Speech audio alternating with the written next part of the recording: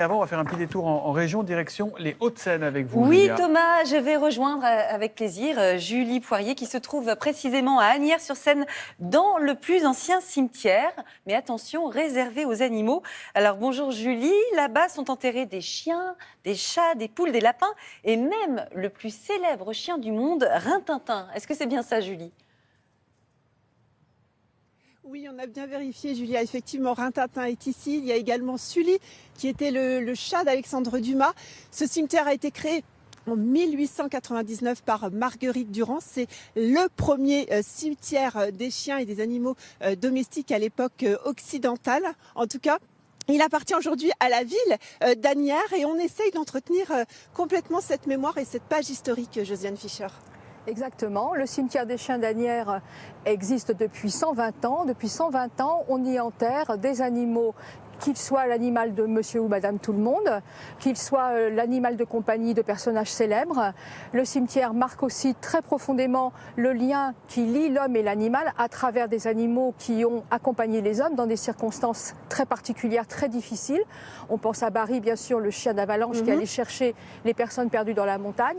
On pense aussi à tous les chiens de guerre, les chiens de police, les chiens qui accompagnent les hommes dans des circonstances très dures. Et bien voilà, on le voyait autour de nous, il y a des tombes beaucoup plus anciennes, il y en a aussi des beaucoup plus récentes.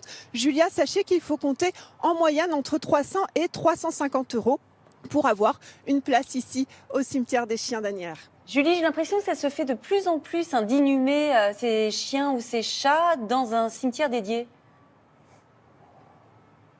Eh bien écoutez, ça se fait non seulement de plus en plus, mais ça continue de le faire. Regardez, on est avec Pierre Julien qui a accepté de venir témoigner. Bonjour Pierre Julien. C'est vrai qu'il existe aujourd'hui 20 cimetières dédiés aux animaux domestiques en France. Vous avez décidé de venir y mettre votre petit chat, c'est ça ? Absolument. J'habitais pas loin, je connaissais le cimetière de réputation, de visite. Et puis c'est une belle façon de lui rendre hommage.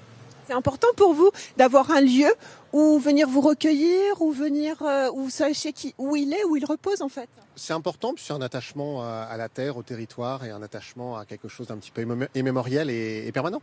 Merci en tout cas d'être venu témoigner, Pierre Julien. Vous le voyez autour de nous, les gens viennent en tout cas se recueillir sur les tombes de leurs animaux, Julia, puisqu'elles sont entièrement entretenues et très bien fleuries en ce mois de novembre. Alors une question un peu particulière, Julie, mais c'est vrai que nous les Français, on est très attachés à nos chats, à nos chiens. Est-ce qu'on peut envisager, est-ce qu'on pourra envisager un jour de reposer avec eux ?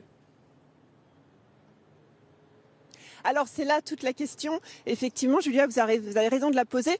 En tout cas, la situation se fait pressante et ce sont surtout les personnes âgées qui se posent cette question.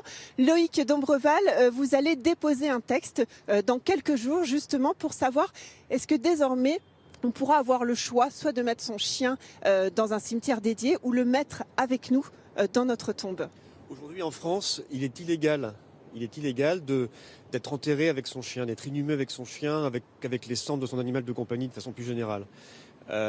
Et moi, il me semble que c'est parfois la volonté du défunt que d'être ainsi inhumé. Il faut respecter cette volonté.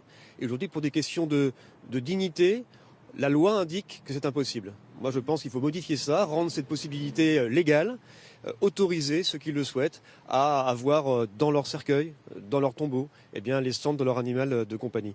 C'est un sujet très délicat, il y a beaucoup d'interdits, beaucoup de choses comme ça. Mais en tout cas, c'est quelque chose sur lequel vous avez envie de vous battre dans les mois à venir. Oui, je vais déposer un texte, une proposition de loi. Ça me semble être quelque chose qui va dans le sens de ce que souhaitent les propriétaires d'animaux de compagnie, en tout cas un grand nombre d'entre eux. C'était avec une relation qui est souvent extrêmement touchante entre ces animaux et leurs propriétaires. Merci beaucoup Loïc Dombreval. Juste un dernier chiffre, Julia. Sachez qu'en France, il y a près de 80 millions d'animaux domestiques. Eh bien, merci beaucoup pour ce point, Julie. À très bientôt.